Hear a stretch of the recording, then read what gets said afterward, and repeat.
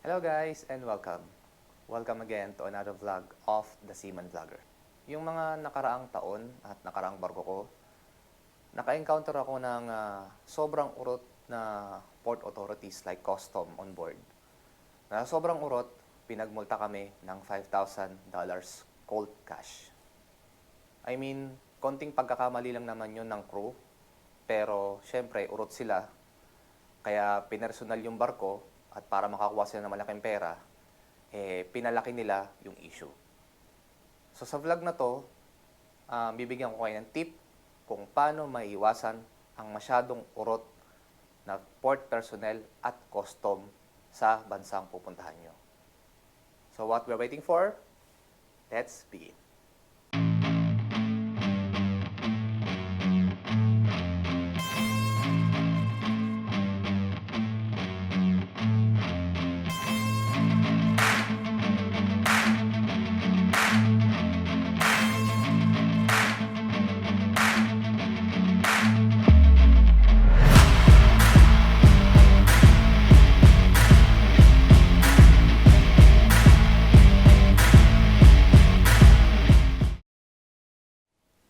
So guys, bago ako magbigay ng tips sa inyo, disclaimer lang. Wala akong sinasabi kung anong exact na lugar to or bansa. Ang explanation ng vlog na to is kung paano kayo makakaiwas sa mga ganitong lugar na maski kapiranggot lang yung atraso nyo or yung pagkakamali nyo, papalakihin nila yon para magkaroon sila ng chance na makuwanan ng masyadong marami, like maraming pera, lilimasin yung provision mo, tapos yung mga personal stuff mo, di ba? Kukunin nila yan kasi sobrang root nila. So doon sa mga nakakaalam na mga nanonood nito, kung gusto nyo, i-comment nyo dyan. Pero disclaimer din, hindi ko sinasabi na yun yung lugar na yun. Kasi kayo nag-comment dyan sa baba. Tsaka syempre, safety ko rin, napabalik-balik ko sa mga ganung puerto. At syempre, pag naparod nila to, okay, ito palang lugar namin is kasama sa pagkaurot. Which is, urot naman talaga, di ba? So at least, I save myself na, maski bumalik ako doon, wala akong atraso sa kanila.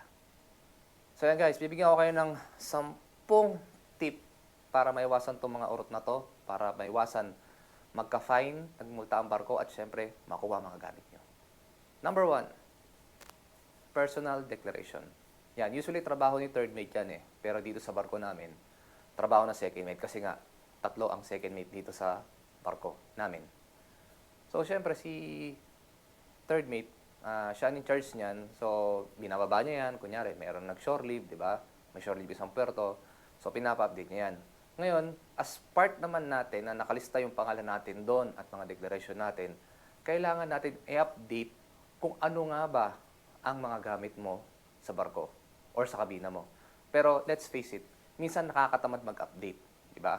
Kaya sabi mo, okay lang yan, hindi update kasi hindi naman chine-check sa ibang puerto. Di ba? Hindi naman chine-check sa ibang puerto. Paano na lang kung chinek? Katulad ng ganun lugar na mga sobrang urot na lugar, di ba? Sobrang urot na port personnel. Chinek yon, tapos yung nandun sa loob ng kabina mo, wala sa declaration. Yari na. Doon na lumalabas ang pagkaurot nila or pagmumultahin ng malaki ang barko. Kaya guys, yung personal declaration na yan, lagi nyong i-update kung ano yung mga gamit nyo. Sulat nyo lang doon, di ba? Tapos i-update ni deck officer yan. Pero syempre minsan, usually yan, parang 2 days, 3 days before the arrival sa port. Pinapa-update ni deck officer yan, tapos pinapapirmahan sa inyo. Pag wasa pinapirmahan yung official yan, automatic yan, lumipad na yun. In-email na sa port of arrival. Tapos, halimbawa, ngayon parating, sasabihin nyo kay second mate na or kay third mate na gusto mong i-update yung declaration, wala na po.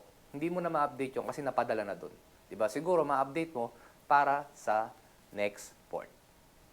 Okay. Number 2, sa ating tip is minimize ang pera. Yan.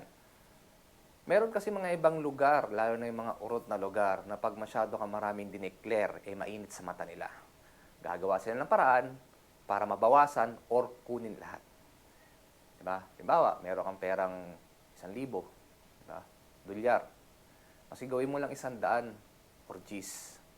Pero syempre, dapat yung undeclared na yun, itatago mo sa hindi talaga nakikita or hindi nila makikita. Kasi pag nakita nila yon, syempre, oh, you declare $10 but you have 2,000 excess from your declaration here inside your cabin.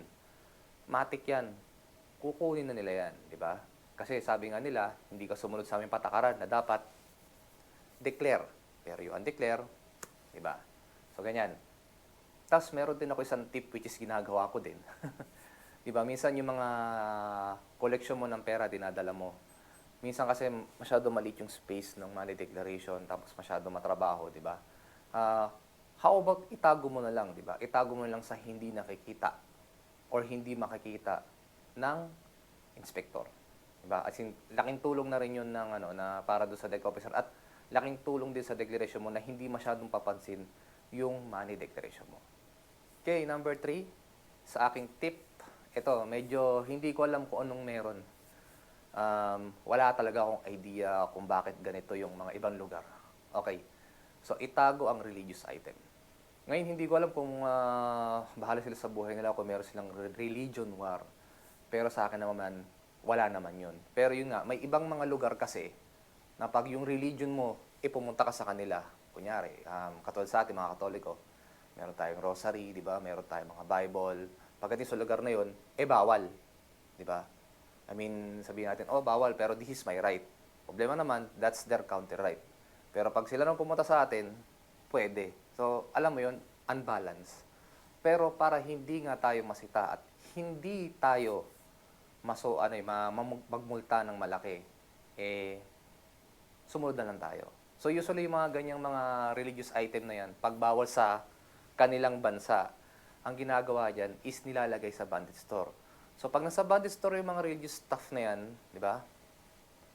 Pag nakita nila sa loob ng bandit store, no touch yan, kumbaga, yan ang safe haven ng mga bawal sa kanilang lugar. So, ang gagawin lang nila yan, bibilangin lang yung mga yosi sigarilyo, pares lang yung yosi sigarilyo, kung ano yung mga alak dyan, nasa bandit store, tapos nandyan yung stuff mo, hindi nila titignan yan. Siselyuhan lang nila yan, tapos pwedeng i-break ang selyo ng mga official or yung in-charge ng bandit store pag once nag-pilot off na at nag-full away na, as in malayong-malayo na dun sa port na inalisan nyo. Number 4, ayan, ito yung lagi ko sinasabi minsan, kalimitan sa mga galley department, huwag pagala-gala. Meron kasi ako napuntahang na port, di ba? Meron kami napuntahan na ewan ko ano meron doon. Pagsampa niya, diretso ka agad sa loob ng ng akomodasyon, di ba? So kaya sinasabi ko sila minsan sa mga kasama ko na pag once na itong lugar na to or itong counter na to nandito kayo, ilock niyo yung kabina niyo. Kasi yung port personnel or custom officer na yan, pumapasok ng kabina na hindi nagpapaalam at kung ano madedeko at detekpatin niya. So, balik tayo doon sa huwag pagala-gala. Ito rin yung isang style nung yung custom officer na yun. Na pag once na nakita ka na pagala-gala, pupunta kayo sa kabina mo, di ba? At i-check niya lahat, all throughout, money declaration, crew declaration, yung mga staff mo, yung mga gamit mo, titignan niya isa-isa yan. Tapos, titignan niya yung mga upuan, di ba? Mga cabinet, kung may mga bawal ba, yung rep, kung sakaling may rep ka, ganyan, titignan niya lahat yan. Na pag may nakitang bawal sa kanila, pagmumultahin ka ng minimum 2,000 to 5,000. Minsan umabot pa ng 10,000. May nabalitaan ako sa ibang barko. 10,000 daw. Dahil lang sa iisang lata ng beer. So, para maiwasan pagiging special, pag once na sinabi ni Chiefmate na huwag kayo pag-alagala kasi itong puerto na to is ganun, huwag na kayong gumala. I mean, stay put na lang kayo kung saan yung work area nyo, di ba? Hindi na kayo pasilip-silip sa porthole, di ba? Nandiyan na ba yun? Nandiyan na ba yun? Wag. Basta huwag kayong pag-alagala pag dating sa mga ganitong delikadong lugar. Ito guys, ito yung yung sa may karugtong or almost kaparehas ng personal declaration nyo. Kung sakaling ang ayaw nyo i-declare, pwede nyo naman itago. Ngayon, kung saan nyo itatago? Doon sa hindi nakikita or hindi talaga makikita ng mga tagalabas, di ba?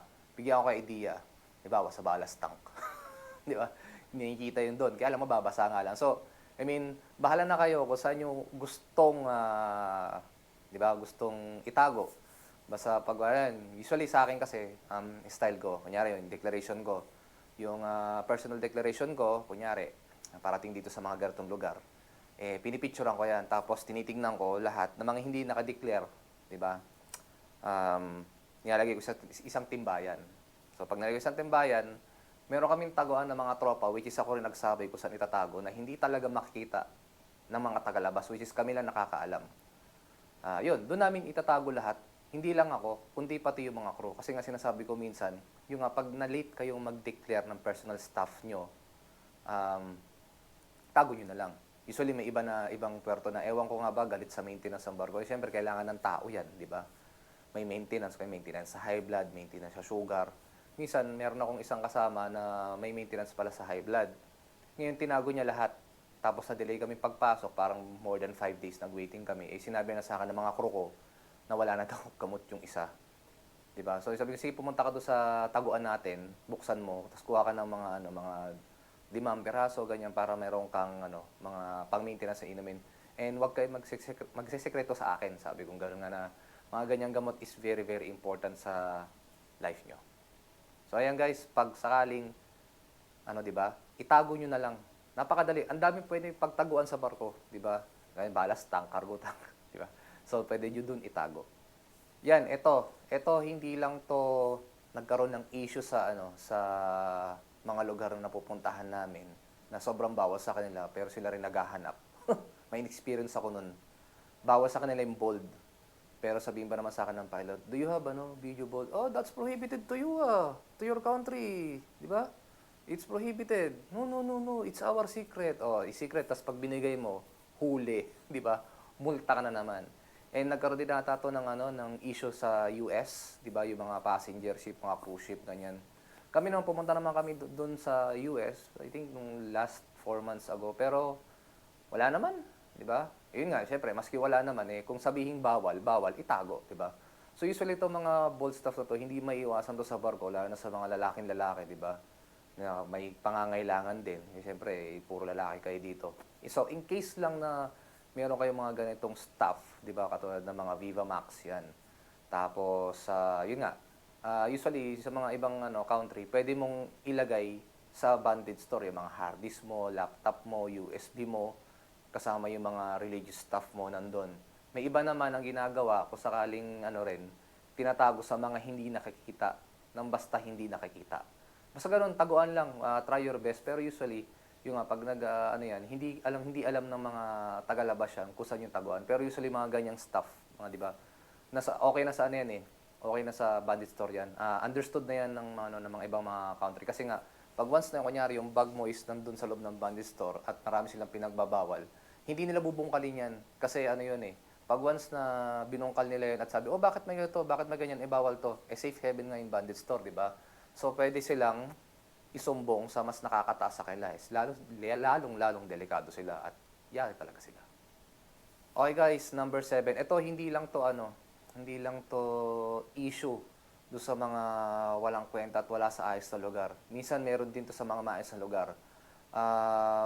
Yung Yossi. Paano ko nga ba sinabing Yossi? Usually, kailangan kasi yung declaration mo, di ba sa mga personal declaration natin may nakalagay kung ilang piraso ng Yossi ang ide-declare. Dapat kung ano nandun, yun lang ang makikita sa kabina mo. Kaya kung sakaling sabihin mo, Yossi boy ka at kailangan mo nung, di ba? When naka-declare na yun, meron ka pa yung undeclared, yun yung kinukonsume mo. Pero syempre, wag mo itatago sa kabina mo. Syempre, itago din sa hindi nakakita ng mga tagalabas, di ba? Kasi kung hindi mo kasi may ibang mga tao na pag hindi nakapag-Yossi, kulang ang araw. So, yun ang usually ginagawa ng mga kasama ko, na kunyari, meron silang declared na 100 stick, di ba, sa personal declaration, na nandun lang sa kabina yun, para in case of puerto, nandun lang siya. Pero usually, meron talaga silang iba pang hinihit-hit or niyoyosi pag nandun sa lugar na yun. Na at least ang importante kasi, yung declaration mo is sakto. May iba kasi mga tao, or ibang puerto pala, na pag kulang ng isang stick ang declaration mo, automatic yun yung isang stick kasi may equivalent parang $10, ganun ba? So kung ilan yung kulang, halimbawa, 10 stick ang kulang mo sa declaration mo, binilang yan, di automatic $100 ang multa mo. Number 8, ito hindi ko alam kung bakit bawal nga ba sa ibang tao or sa ibang puerto, gadgets. Gadgets, usually ang gadget kasi may camera and may ibang mga puerto, hindi ko alam kung bakit. Bawal daw yung camera katulad ng ginagamit natin na ganito, GoPro, yung mga DSLR, yung mga Digicam, Insta360, bawal sa kanila yan. Pero yung cellphone na ganito, hindi bawal. Pero kilignan mo, may camera. So yan, so I mean, wala akong idea siguro, baka nga mapicturean yung area nila na sikreto, pero ang cellphone pwede, pero may camera. So hindi pwede yung talagang stuff talaga na or equipment na camera. Ewan ko. Pero yun nga, basta may mga ibang lugar na pag nagalagay na camera, prohibited. So, pwedeng bandit store yun. Kung naka-declare sa personal declaration mo, ilagay mo sa bandit store. Pero pag hindi naka-declare sa personal declaration mo, na pinirmahan mo na nakay third mate, itago mo na lang sa hindi nakikita ng mga tagalabas, di ba? Basta yun nga, hindi ko talaga maintindihan.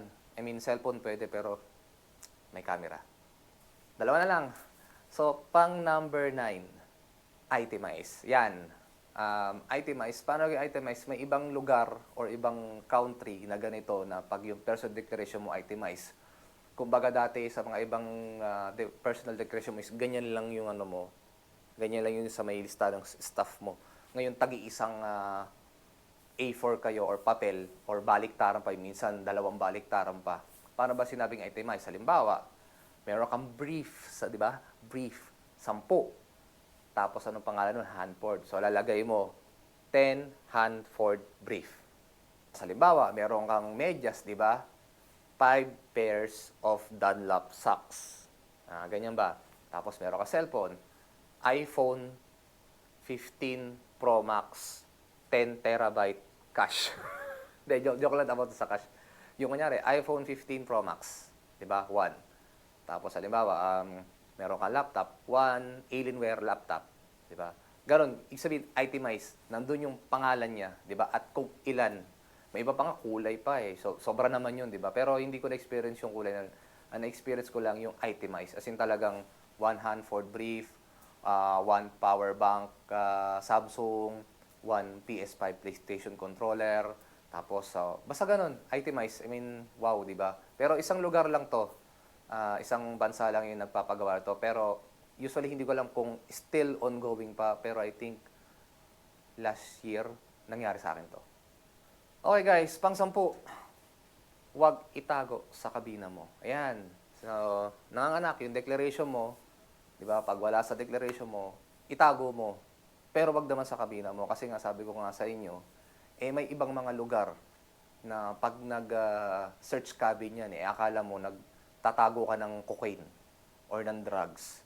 May experience ako ito sa barko mismo namin pagsampa ng mga port authorities, dire-diretso sa kabina ng mga tao. Lahat. As in lahat. Chinek. May isa kong crew na sinabi nga nung official is kasama niya yung yung nag-search. Sinearch pa, tinanggal pa yung di ba yung bed, tinanggal yung foam, pati yung plywood doon, tinanggal. Tapos tinignan lahat ng sulok-sulok. Pati yung mga, kunyari, mga taas ng cabinet, ginanon lahat, tinignan lahat. Tapos lahat ng mga, ng mga cabinet, yan, nagbubuksan lahat yan. Tapos, yun nga, meron silang staff na bawal, na kunyari, made from that country, ibawal sa kanila. Lahat na nandun sa kabina mo, titignan nila yan. Pati doon sa loob ng provision mo, titignan nila yan. Diba? Halugugin nila lahat. Lahat ng halugugin nila na may makikita siyang mali at makikita silang mali para magmulta kayo ng malaki. Ganyan yan. Kaya pag kunyari, di ba, sa personal stuff mo, huwag mo itago sa kabina mo, itago mo doon sa hindi nakikita or hindi nakikita ng puerto at hindi na alam na pwede pala magtago doon. Siyempre, hindi ko rin sasabihin sa inyo through this vlog kasi pag once naparod nila to, automatic yun, tatargetin nila yan para safe din sa akin at safe din sa inyo. I mean, kayo na lang mag-usap, di ba? Itago nyo doon sa hindi nakikita ng mga tagalabas. So yun guys, tapos na po ang aking vlog. So if you like this vlog, kindly like and subscribe to my Facebook page, YouTube channel, TikTok, and Instagram. The name is The Seaman Vlogger. And if you have time guys, kindly like and subscribe na rin ang aking second YouTube account, which is meron siyang TikTok at Facebook. Ang pangalan niya po ay Tano Rider.